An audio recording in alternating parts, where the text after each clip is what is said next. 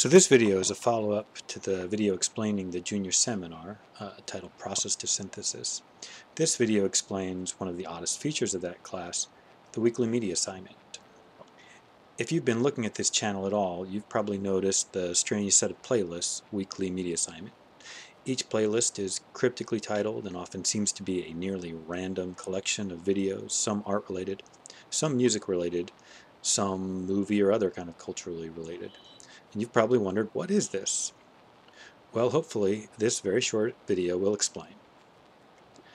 First off, the videos you see on this channel are just part of the weekly media assignment that each of the students in the junior seminar get. Each week, the students get an email from me with readings and other files and the link to the YouTube playlist.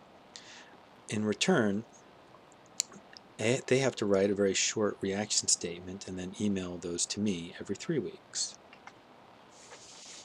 My second point is that on these playlists I tend to collect lots of material, but I only require for the class a small amount. Usually it's the first 5 videos of any playlist. So what is the point? Well, frankly, I have a lot of points.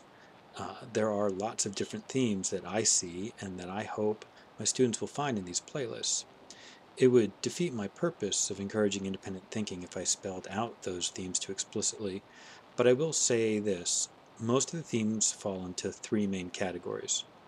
One, themes about my students or your studio practice. These are themes that tie directly to the goals of the class, and these are themes about studio production, about process and concept, about how you go about approaching a project or developing an idea.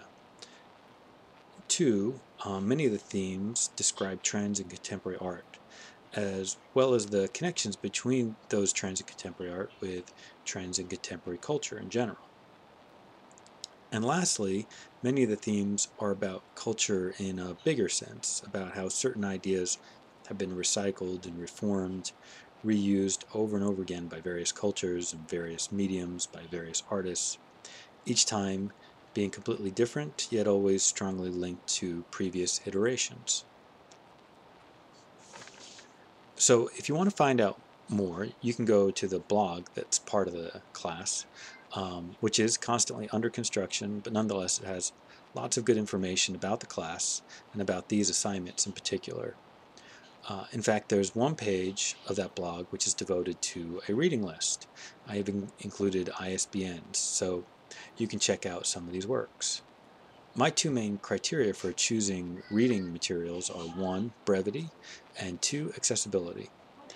I'm quite passionate about the need for young artists to be reading and engaged in their culture, so the last thing I want from these media assignments is for any student to be turned off.